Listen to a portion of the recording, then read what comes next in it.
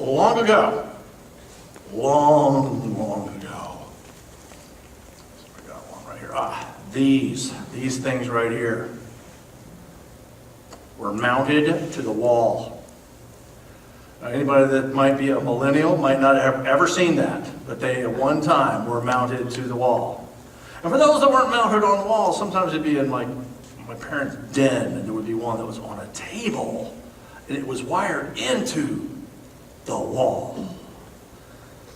For those of us who can remember, if you were talking on that telephone and somebody else picked up another telephone in the house, you could hear the conversation that was going on with the person that was on the phone.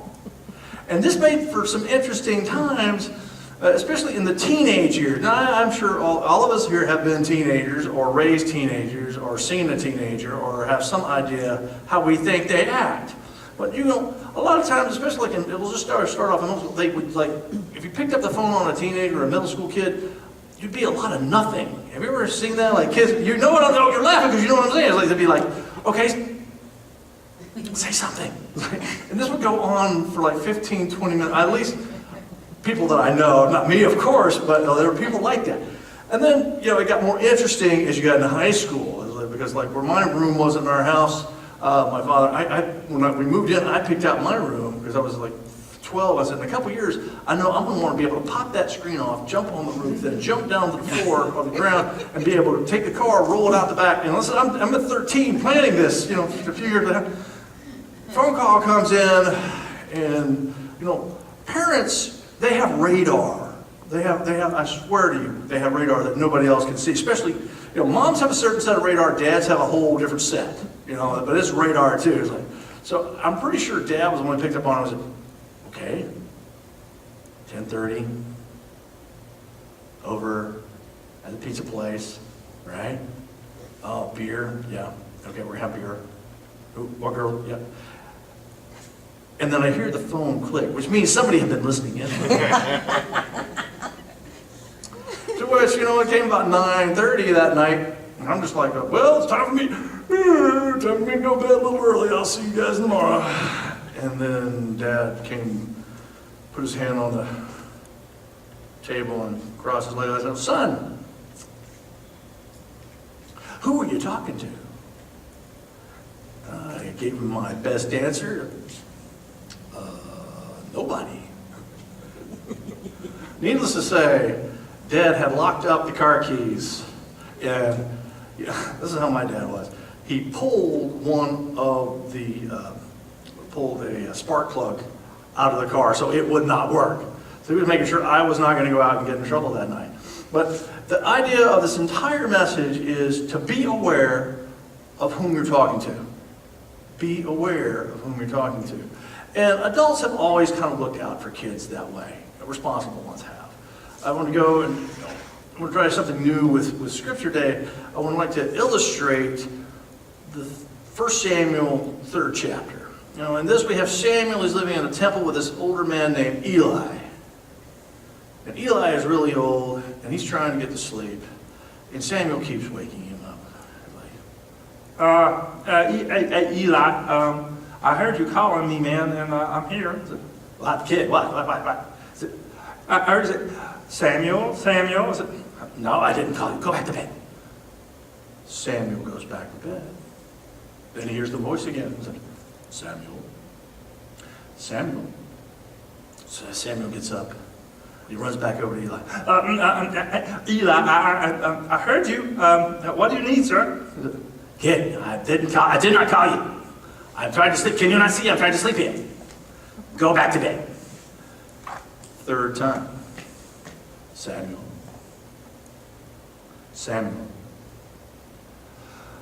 Okay, I'm getting in trouble for this. He runs back over. Eli, I'm here.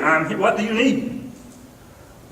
I did not call you. And then before Eli loses his temper, he realized this must be the voice of God speaking to Samuel. He instructs Samuel to go back. And if it happens again, he said, I am here, your servant awaits. And that's what happened. Now, from a metaphysical New Thought interpretation, do we actually think that there was a voice from somewhere that didn't have a throat attached to it. Maybe, maybe not. Maybe, maybe not. But something like that. But the whole idea is we've always got to be cautious about who our young ones are talking to. Maybe, maybe not on that one. But it brings up a larger point, is that when we're talking to God, when we talk to God, it's called prayer. When God talks to us, it's called being schizophrenic. If you're, who's this, Jane Wagner actually attributed that. Yeah, we're hearing voices in our heads. Like, I don't know, you caught some of the earlier shows. Like, okay, are we hearing stuff that's not? We're hearing stuff that's not there. Well, I want to give you some good news from Unity. And actually, it's a Unity perspective, sort of. This lovely lady here, her name is Linda Martell Witzlet. And I met her like a number of years ago. Lovely, lovely, lovely lady. Now, I want you to imagine what would happen if you took the Energizer Bunny and hopped it up on caffeine and then let it loose at Unity Village. It would be like her. She's got that type of, hi, how you doing? Because if she looks like she could got a lot of energy, she does. But she wrote this wonderful book, How to Pray Without Talking to God. And it has replaced, I'm going to go look at it, because I didn't want to actually bring the book. I can say, okay, I can put a slide of it up. No, works fine. No, back over to our head slide. We'll go back to that. Okay. And in that, so there's a lot of ways that we can talk to God or communicate with the divine that are, one might say, is non-traditional, but that have always been around, some of the things there. And she likes to affirm the divinity of each and every individual. And she actually does that through some scripture, like from 1 Corinthians 3:16 through 17. Do you not know that you are God's temple and that God's Spirit dwells within you? For God's temple is holy, and that temple you are. So what she's trying to give us in here is that, yes, we are part of divinity. Now, one of the biggest things that I think the book answers, and that we do a little bit different in New Thought than, say, more traditional Christianity, is we like to define who are you talking to and where are you talking from. Now, we can substitute, just for a moment, substitute the word prayer in there. Who are you praying to? And where are you praying from? Now, praying from is not that hard to figure out. It's like, are we doing some sort of beseeching prayer to something that's way out there? Hey, like we had in the special music. Are we trying to beseech something? Hey, I need this, I've got to have that. We're begging, it's like we're begging Santa Claus, a divine Santa Claus, like some people used to say, Santa Claus is God's stooge. He just keeps track of everybody. Is that the way we do it? No, we have affirmative prayer. We claim that which is ours because we're already part of divinity. We're already there. And where is God? Jesus said the kingdom of God is at hand. Now, did he mean it's like be close in time? We look at that as being it's at hand. It's right here for us to take it in on ourselves. Also in this particular book that we've got is something we talked about it with our reading of the daily word. Affirmations and denials. Who are we talking to? Well, if we're talking to ourselves as part of divinity, we know that a denial is not just saying, I'm being in denial. It's like, my car got hit, but it's still going to work. That's not a denial. A denial is where we actually pull the power away from something that could hurt us or has the potential to hurt us. We no longer give it energy. We no longer give that energy. Now, on the other side of the street from Unity is Church of Religious Science, and Ernest Holmes over there said there is no such thing as a denial. Get out of town, right? I mean, we've always been, if you're in Unity, said we got affirmations and denials. We got affirmations and denials. Holmes said no such thing as a denial, because the more you deny something, the more it shows up. And we have a cute little cliche phrase: the more we resist, the more it persists. And I'm going to do a little interactive thing here, so just pay the no mind to the guy behind the curtain. But with me, if you would, just close your eyes. Just close your eyes. Okay. There is not a pink elephant in the back of the room. Take a deep breath. There is not a big pink elephant in the back of the room. Another big breath. There is not a big pink elephant in the back of the room. Okay, what's not in the back of the room? Yeah, all right, so you're already like talking about it, so it's already there. See, Holmes' point is made clear. If we say it's not there enough, it shows up for us. It's definitely true. So this, you're talking to yourself. So we've got to, once again, be aware of whom you're speaking to. Be aware of whom you're speaking to. We're talking to God as us. We're talking to God. We're talking to others. So if we take what Paul was saying, that we are divine, that means perhaps others are divine also. Others could be divine. I mean, if we are, like, well, I know a few people I'm pretty sure that are not, but, but as we talk to others, we have to, because you never know who you're talking to. And it's be aware of whom you are speaking to.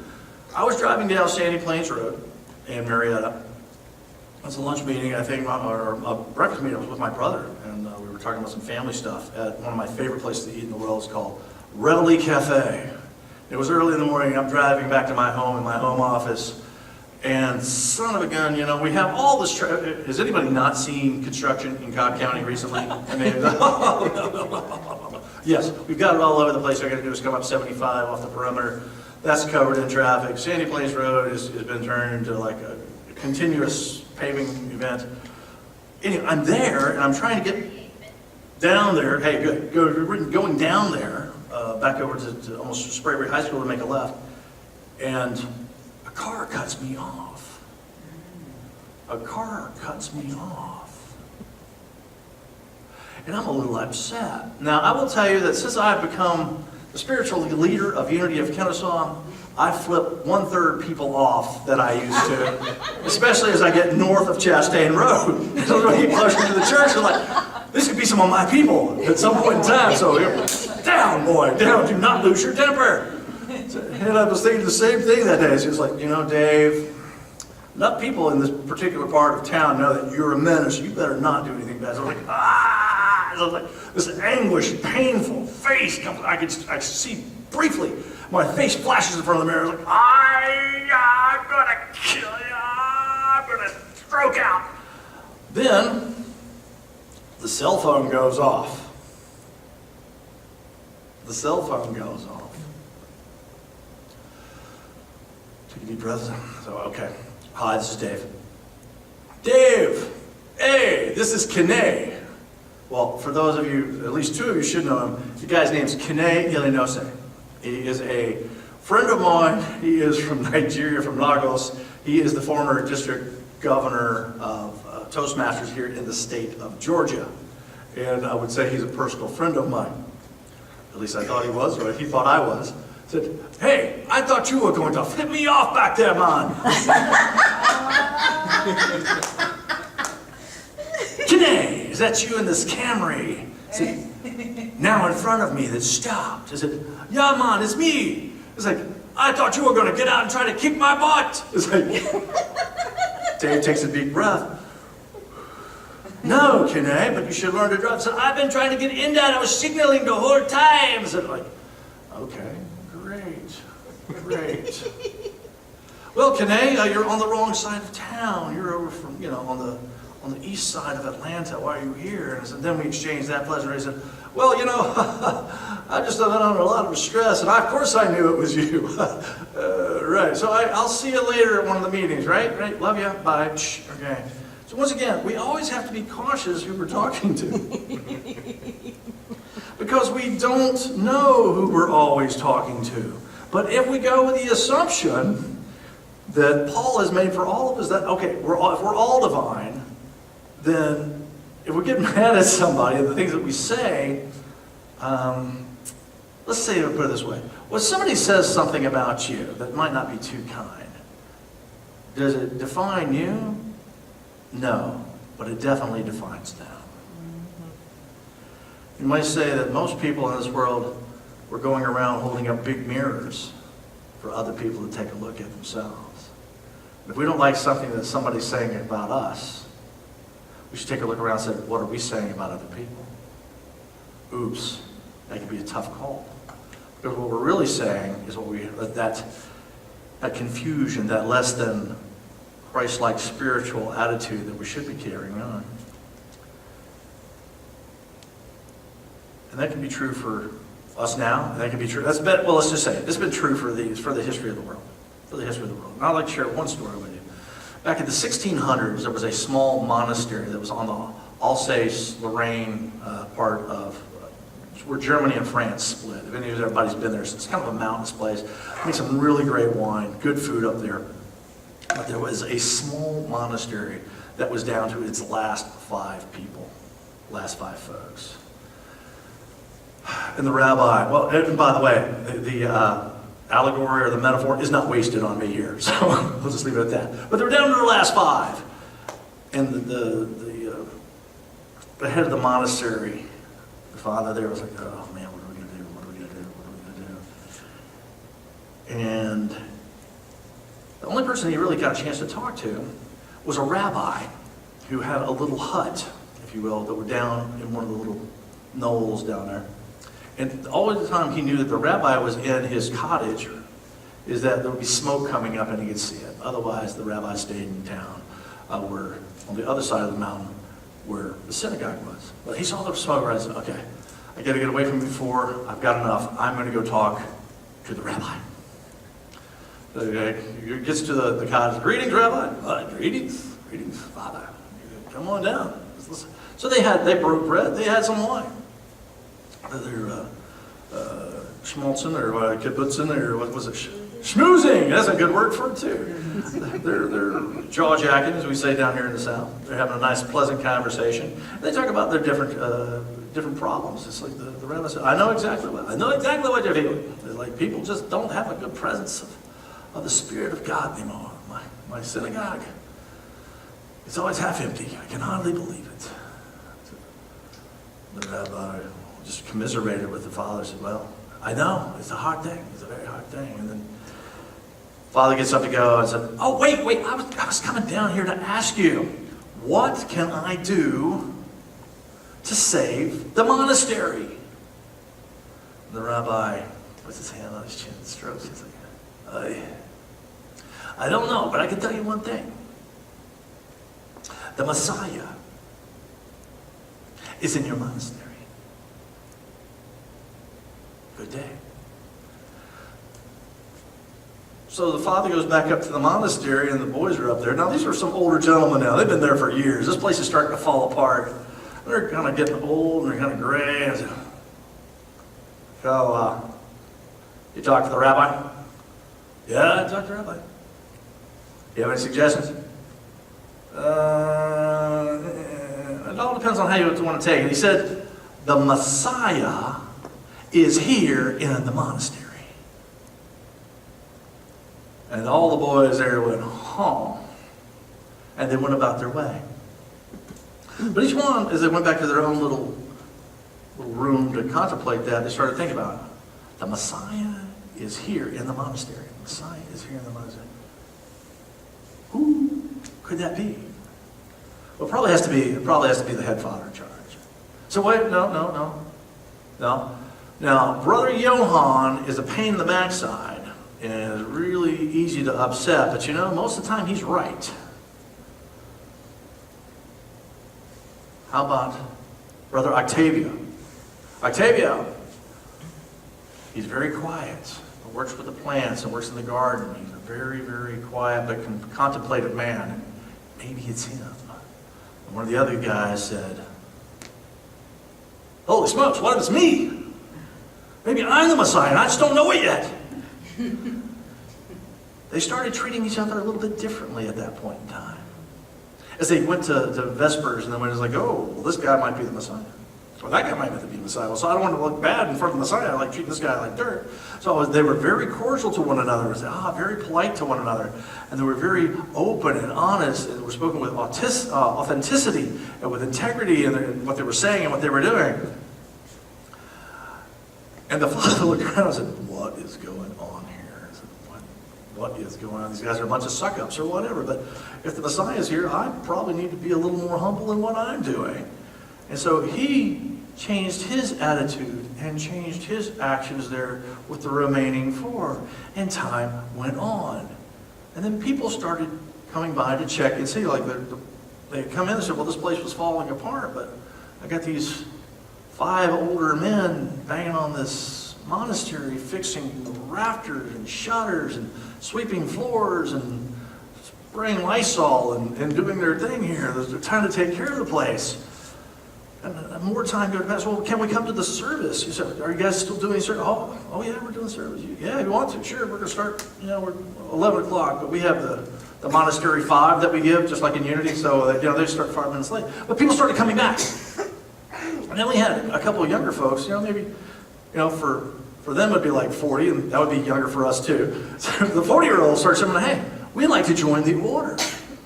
We'd like to join the order. And that started happening. And then the rumor that the Messiah was there kept going on and kept going on and kept going on until the entire monastery was refilled to a full, if you will, a full contingent of like 82 monks, which is the place it normally had to start off with. 82 monks had arrived because the Messiah was there. They had all treated each other like they were the Christ. It's an amazing thing that comes about. And I just want to say in conclusion to this, and that's actually a story that is on the internet, but it was actually brought to me by, adapted from A Different Drum, Community Making and Peace by Dr. M. Scott Peck. Now, there's something I'd like you to keep in mind here. You know Peck? You're familiar with Peck? Here on our visitor's card, if anybody, did we get Craig to fill out a visitor's card? Never mind, it's okay. But on the back of our visitor's card, there's something that I think is very special there. I'm not busting your chops. It's okay, but it's like, I put a special quote back there from the Bible. And I wanted to, because when the ushers pass it out, or when people see it, I always wanted them to be aware of it. And it's from Hebrews 13:2. It said, let brotherly love remain in you. And forget not hospitality towards strangers, for thereby some were worthy to entertain angels unaware. You never know who could come here. And if we're the only ones they see, what do they think about us? What do they think about New Thought? What do they think about God? So we need to be aware of whom we're talking to. Normally when I finish up a message, I like to say, Namaste. And for those of you who might not know what that means, it's from Hindu. It means, I bow to the divinity in you. Now, I would like today, once again, we got a little more interaction going today. So as I say, I'm going to say Namaste, like I normally do. Then I would like everyone else to say Namaste and look around the room. So, Namaste. Namaste. Namaste. Very nice.